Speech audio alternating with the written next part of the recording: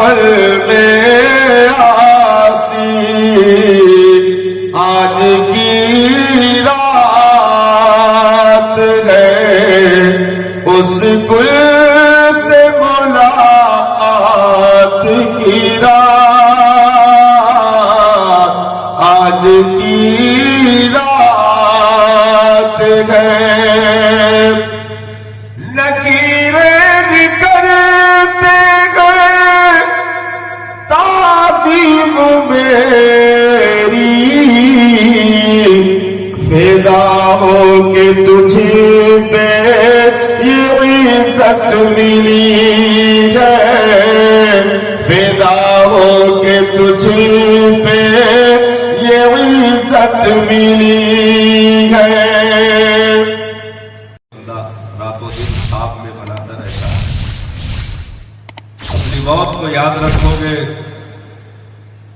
تو تمہیں قدم رکھتے ہوئے بھی سوچنا پڑے گا کہ کہیں یہ ناجائز تو نہیں ہے، کہیں یہ حرام تو نہیں ہے۔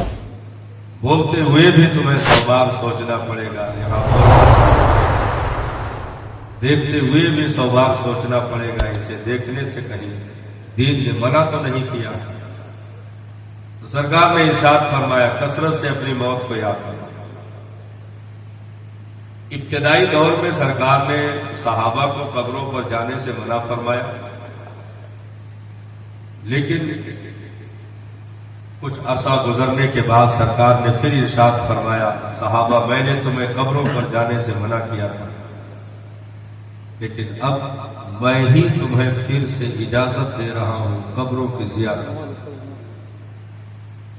صحابہ نے وجہ پوچھی سرکار آپ ہی نے منع کیا، آپ ہی پھر اجازت دے رہے ہیں۔ اب اس کی بہت ساری حکمتیں بیان کی جاتی ہیں کہ پہلے مشرکین کی قبریں تھیں، بعد میں مومنین کی قبریں ہوئیں، تو سرکار نے اجازت دی۔ لیکن یہاں پر ایک بہت باریک چیز ہمیں ملی، سرکار نے ارشاد فرمایا صحابہ ہاں میں نے ہی منع کیا تھا، پھر میں ہی اجازت دے رہا ہوں۔ سرکار وجہ کیا ہے؟ ارشاد فرمایا تاکہ تمہیں آخرت کی یاد آتی ہے۔ قبرستان جاؤ گے ٹوٹے ہوئے پٹرے، بیٹھی ہوئی قبریں اور دھسی ہوئی مٹیاں تمہیں ضرور یہ آواز دے گی کہ سنبھل جاؤ، کچھ لمحوں کے بعد تم بھی یہی لقمہ بننے والے ہو۔ حضرت مولا علی کرم اللہ وجہ الکریم فرماتے ہیں کہ لوگ مسکرا رہے ہوتے ہیں حالانکہ ان کے حصے کا کفن بازار میں بک رہا ہوتا ہے۔ قبریں کبھی کھودی نہیں جاتی بلکہ قبریں کھولی جاتی ہیں، سب کی قبریں تیار ہیں۔ مرور زمانہ کے ساتھ ساتھ اس میں کچھ مٹیاں پڑ گئی تھی جس سے وہ کھدی ہوئی کوٹھری بند ہو گئی تھی۔ اب پھر سے ان مٹیوں کو نکال کر کے اس کوٹھری کو وا کیا جاتا ہے اور اس میں اس جسد خاکی کو یعنی مٹی کے ساتھ اس مٹی کو ملا دیا جاتا ہے۔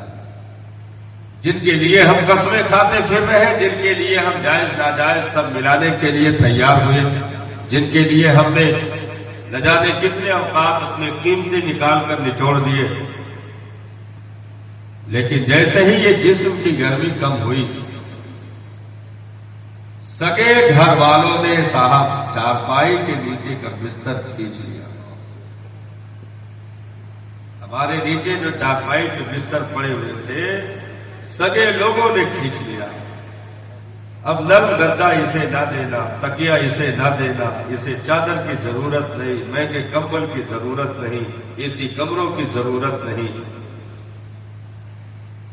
چارپائی پر پڑے ہوئے بستر کو کھینچ لیا، تکیہ اٹھا کر الگ کر دیا۔ حد تو یہ ہو گئی کہ قینچی لے کر کے آئے اور اس بدن کے کپڑے کو بھی کاٹ کر نوچ کر پھینک دیا۔ میں نے کہا اس قدر بے وفائی، میں نے 70 سال تمہیں دے دیا، راتوں کو رات بھی نہ جانا، دن کی کڑی دھوپ میں بھی ہم نے مشقتیں تمہارے لیے اٹھائی، اونچی منزلوں تک چڑھ کر کے میں نے تمہارے لیے مزدوری کی، ایک ایک دن کے اکٹھا کر کے ایک حوصلہ بنایا، ایک چمن تیار کیا، اس میں ہم نے تم کو آبادی دی۔ آج اس قدر بے وفا نکلے کہ چند لمحے بھی روکنے کے لیے تیار نہ ہوئے۔ یہ بے وفا دنیا کے اصول ہیں صاحب. آج تک کسی بھی عزیز کو چاہ کر کوئی روک نہ سکا، کیونکہ یہ جسم کی حرارت جب تک باقی ہے دنیا وفا کرنے کے لیے کھڑی ہے. لیکن جیسے ہی یہ حرارت کمزور پڑی پھر ان دونوں انگوٹھوں کو دھاگوں سے باندھ دیا جائے گا، ناک میں روئی کے فریرے ڈال دیے جائیں گے اور بدن کا کپڑا نوچ کر کے پھینک دیا جائے گا. نہ کلائی کی گھڑی باقی ہوگی، نہ پیر کا جوتا، نہ گلے کا چین. بالکل ویسے ہی ننگا کر دیا جائے گا جیسے کہ آیا تھا. اور پھر اپنے سگے ہی کہیں گے ذرا جلدی کرو نہیں تو لاش بدبو کرنے لگے گی. لے جاؤ اس کو یہاں سے. اٹھا کر کے کندھوں کی بارات سے سرکتا ہوا یہ جنازہ قبر کی کوٹھری میں اتر جاتا ہے. جن کے لیے ہم نے 60-70 سال برباد کیے تھے صاحب، مٹھیوں میں خاک لے کر یار آئے وقت مرگ عمر بھر کی دوستی کا یہ صلہ دینے لگے. 3 مٹھی مٹی سے زیادہ یہ دنیا ہمیں کچھ نہیں دے سکتی ہے. لیکن جن سے ہم بے وفائی کرتے رہے، جن سے ہم بھاگتے رہے، بزرگوں نے کہا کفن میں منہ چھپا کر ملنے سے کیا فائدہ، کام وہ کرو صاحب کہ دنیا کفن لپیٹ رہی ہو، تم مسکرا رہے ہو کہ ملاقات کی منزلیں قریب آ رہی. کم سے کم اتنی وفا تو ہونی چاہیے کہ دنیا جب ہاتھ کھڑے کر دے، دنیا بے وفائی کے لیے بالکل مکمل طور پر اتارو ہو جائے اور اپنے سگے بھی ساتھ چھوڑ دے. ایک بیوی بھی کلائیوں کو زمین پر پٹک کر چوڑیوں کو بکھیر کر مانگ کے سندور نوچ کر کے بیوگی کا ثبوت دے دے اور کہے نہ تو میرا شوہر رہا نہ میں تیری بیوی رہی. ایک سگا بیٹا بھی ہاتھ کھڑے کر دے اور سگی اولادیں بھی پیچھے ہٹ جائے. گاؤں کے لوگ احباب رشتے دار سب ہاتھ کھڑے کر دے. نہ وہ مہنگی منزلیں رہی، نہ وہ مہنگی گاڑیاں، نہ بینک بیلنس، نہ وہ مہنگے لباس. سب کچھ کھینچ لیا دنیا نے. ارے وہ تو 2 چادر جو بدن پہ ڈالی جاتی ہے وہ ہماری ضرورت نہیں ہے صاحب. جو بدن پہ 2 چادر ڈالی جاتی ہے وہ ہماری ضرورت نہیں ہے، کیونکہ قبر سے اٹھیں گے تو وہ بھی اتار دی جائے گی. قبر سے اٹھیں گے تو وہ بھی اتر چکی ہوگی. محشر میں سب ننگے کھڑے ہوں گے. یہ چادریں بھی ساتھ نہیں جانے والی. یہ تو صدر پوشی کا ایک طریقہ ہے جو شریعت نے دے دیا کہ اسے ڈھک کر کے لے جانا. ننگے لے جانے میں بے حرمتی ہوگی تو وہ کفن کا ایک طریقہ سنت طریقہ دے دیا گیا. نہیں تو ضرورت ہماری نہیں تھی، کیونکہ اگر ضرورت ہوتی تو اسے ساتھ لے کر اٹھتے. لیکن قبر میں چھوٹ جانے کا مطلب یہ ہے کہ ضرورت کسی اور چیز کی تھی. ضرورت کسی اور چیز کی تھی. 2 چادریں لپیٹ کر کے دنیا نے بھیج دیا. مہنگی گاڑیاں پیچھے چھوٹ گئی، بینک بیلنس پیچھے چھوٹ گئے، مہنگی حویلیاں پیچھے چھوٹ گئی، یار دوست احباب اولادیں سب پیچھے چھوٹ گئے. جن سے عداوت کرتے رہے، جن سے دشمنی کرتے رہے، قبر کی کوٹھری میں جب کی دھوپ اندھیرے تھے پھر انہوں نے کرم کی بدلیاں برسائی، کرم کے قطروں کے چھینٹے عطا کیے اور پھر انہوں نے کھڑے ہو کر کے کہا آجا میرے پیارے، دنیا نے بے سہارا چھوڑ دیا تو کیا ہوا، تیرا نبی تجھے سہارا دینے کے لیے موجود ہے.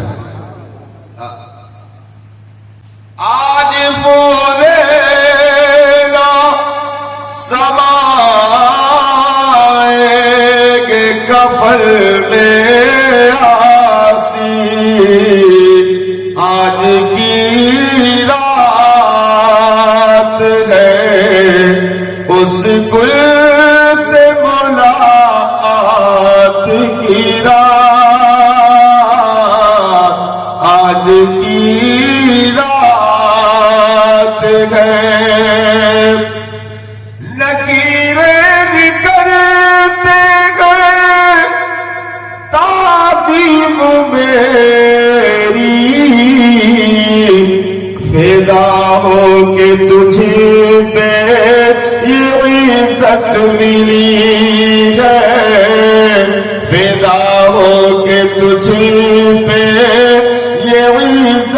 ملی ہے. تو جن سے ہم دور بھاگتے رہے صاحب، اصل میں وہی کھڑے نظر آئے جن کے لیے ہم مرتے رہے سب بے وفا نکلے. اس لیے دین کا اپنا ایک مزاج ہے، دین کا اپنا ایک اصول ہے، کیونکہ اس دنیا کے لیے دین نے جتنا خلاصہ کیا آج تک کوئی کر ہی نہیں سکا. اس دنیا کے تعلق سے اسلام کے سوا آج تک کوئی خلاصہ نہیں کر پایا، کیونکہ اس دنیا کو سب لوگ ہمیشگی کی نگاہ سے دیکھتے رہے، اور آج بھی اسلام کے علاوہ سارے لوگ اس کو ہمیشگی کی نگاہ سے دیکھتے ہیں. ہر ایک یہی سوچتا ہے کہ سب مر جائیں گے، ہم ہی کو موت نہیں آئے گی. ہر آدمی کے گمان میں یہی چیزیں وسیع ہیں. جنازہ اٹھانے والوں کے لیے یہ عبرت نہ بن سکے کہ آج جن کو ہم کندھے پر لیے جا رہے ہیں، کل کو ہم بھی کسی کے کندھے پر اٹھ کر آئیں گے. یہ صرف نجات دین اسلام نے دیا، نہیں تو دنیا تو اسے اس طریقے پر دیکھتی رہی کہ کوئی فرعون بن گیا اسی دنیا کے لیے، کوئی قارون بن گیا اسی دنیا کے لیے، کوئی حامان و شداد بن گیا اسی دنیا کے لیے. یہ تو شکر بناؤ مصطفیٰ جان رحمت کا، جنہوں نے آ کر کے اعلان کیا جس کے لیے تم مر رہے ہو اس کے ایک ڈھیلے بھی تمہارے نامہ اعمال میں درج نہیں ہو پائیں گے، اس کا ایک ترکا بھی تمہارے ساتھ جانے والا نہیں ہے، کیونکہ جو کچھ بھی ہے وہ سب یہی رہ جائے گا اور اسے لپیٹ کر ختم کر دیا جائے گا. اگر آگے کوئی چیز پہنچنے والی ہے تو وہ تمہارے اپنے نیک اعمال ہے. یہ مزاج دین اسلام نے دیا ہے، یہ مزاج دین اسلام نے دیا، نہیں تو اسلام سے پہلے بھی اس دنیا میں نہ جانے کتنے سلاطین زمانہ نے ہمیشگی کے خواب دیکھے، اور اس کے بعد بھی آج بھی لوگ مزاج وہی بنائے بیٹھے ہیں کہ بس ہم رہیں گے، باقی اور کوئی نہیں، اور ہم ہمیشہ چلتے رہیں گے، کوئی ہمارے برابر بھی نہیں آنے والا ہے.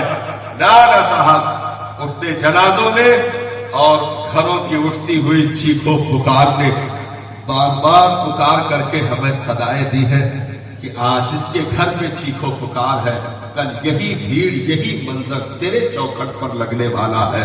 آج اس کے چوکھٹ پہ چیخوں پکار ہے، گریباں چاک ہو رہے ہیں، آج یہاں پر سندور نوچے جا رہے ہیں، کل یہی بھیڑ یہی منظر تیری چوکھٹ پر آنے والا ہے.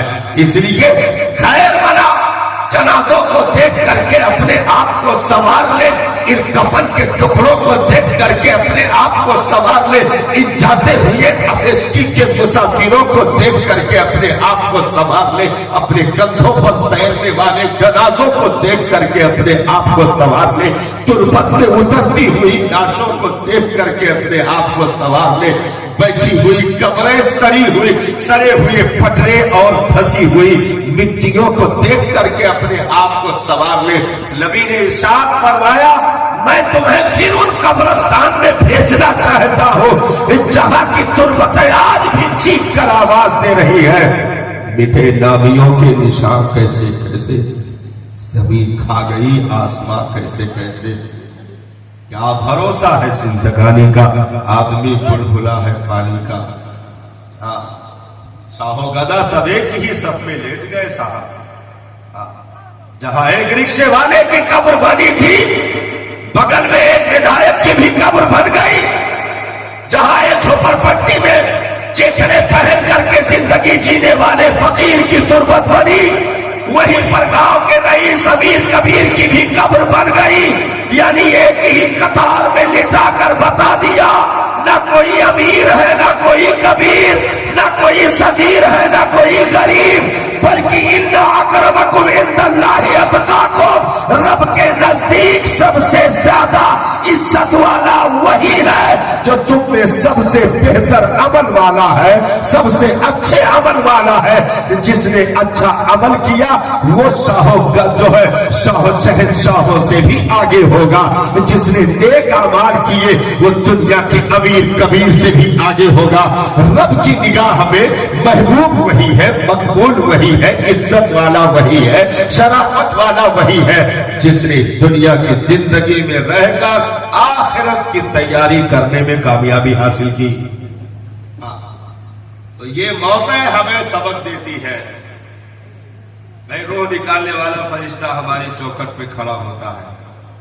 جب وہ روح قبض کر چکا ہوتا ہے تو دیکھتا ہے بھائی کوئی بے ہوش ہو رہا ہے, کوئی گریباں چاک کر رہا ہے, کوئی دیوار سے سر لڑا رہا ہے, کوئی زمین پر گرا لوٹ رہا ہے. تو موت کا فرشتہ اس گھر کے چوکھٹ پر کھڑے ہو کر کہتا ہے, رونے والوں اس میں میرا کوئی قصور نہیں ہے, میں نے تو اپنے رب کا حکم پورا کیا ہے. رونے والوں میں نے اس میں اپنی طرف سے اپنی طبیعت سے کوئی عمل نہیں کیا ہے, بلکہ یہ میرے رب کا حکم ہے, وہ قانون ہے جس پر ہم نے عمل کیا ہے, جس کا مجھے حکم دیا گیا ہے. تو یہ چیخیں دنیا میں اٹھتی رہیں گی, جنازے اٹھتے رہیں گے, لیکن کامیاب وہی ہے جس نے اس دنیا کی سانسوں کو پاتے ہوئے, قیمتی سمجھتے ہوئے اپنی پیشانیوں کو لذت سجدہ سے آشنا کر لیا. تو رب کا کرم ہے, اس کا لاکھ لاکھ احسان کہ اس نے ہمیں مذہب اسلام عطا فرمایا, جو ہر ایک لیکھ لاکھ کی فرق بتاتا ہے, جو ہر ایک ذرے کے لیے قانون رکھتا ہے, جو ہر ایک چھوٹے بڑے امیر کبیر غریب ہر ایک کے لیے قانون رکھتا ہے. تو رب نے مقدر سے وہ مذہب ہم گنہگاروں کو عطا فرمایا ہے کہ الحمدللہ کل بھی یہ انقلابی عالمگیر مذہب تھا, آج بھی ہے اور صبح قیامت تک رہے گا. کیوں؟ کیونکہ اسے ایک وقت یا چند سالوں کے لیے نہیں رکھا گیا ہے, بلکہ اس مذہب کو پروردگار عالم نے صبح قیامت تک کے لیے رکھا. اچھا, ایک اصول دیا بھائی, دین نے جینے کا ایک اصول دیا. بھائی انسان اسلام سے پہلے بھی دنیا میں پیدا ہوئے, پیدا ہو رہے تھے کہ نہیں, پیدا ہوئے, بہت سارے پیدا ہوئے. اسلام سے پہلے بھی لوگ کھانا پانی کھا رہے تھے, پی رہے تھے. اسلام سے پہلے بھی لوگ لباس پہن رہے تھے. اسلام سے پہلے بھی لوگ بچے پیدا کر رہے تھے. اسلام سے پہلے بھی لوگ گھر بار بنا رہے تھے. اسلام سے پہلے بھی لوگ تجارت کر رہے تھے. اسلام سے پہلے بھی لوگ ایک دوسرے کی مدد کرتے تھے. اسلام سے پہلے بھی لوگ ایک دوسرے کے لیے کم سے کم اٹھ کر کھڑے ہوتے تھے. تو اس میں اسلام نے کون سا کمال کر دیا؟ بھائی ساری چیزیں تو اسلام سے پہلے موجود ہیں. تو اسلام کا اپنا کون سا ہنر ہے جس کی بنیاد پر آج تک اس کے نعرے لگ رہے ہیں اور قیامت تک لگتے رہیں گے؟ بھائی اسلام نے کون سا ایسا نیا کام کیا؟ کیا انسانی آبادی میں کوئی تبدیلی کر دی, یا انسانوں کو کوئی نئی جہت عطا کر دی, یا انسانوں کی عمروں میں کچھ اضافہ کر دیا؟ نہیں, جو تقسیم وہاں کی ہے وہی چل رہی ہے. 60 ہے تو 60 رہے گی. اسلام نے 61-62 نہیں کیا, نہ 70-80 کیا, اور نہ گھٹا کر کے اسے 30-40 کیا. تو سب تو صرف چل رہا ہے. اچھا, اسلام سے پہلے سورج نکلتا تھا کہ نہیں نکلتا؟ آج بھی ہمارے خیال سے نکل رہا ہے. وہ تو یاد نہیں, آپ لوگ دیکھے ہوں گے نکل رہا کہ نہیں نکل رہا. سب بیٹھے ہو جیسے بہت دھنستہ ہو کہ نہیں. بھائی اتنا دھنستہ نہ ہو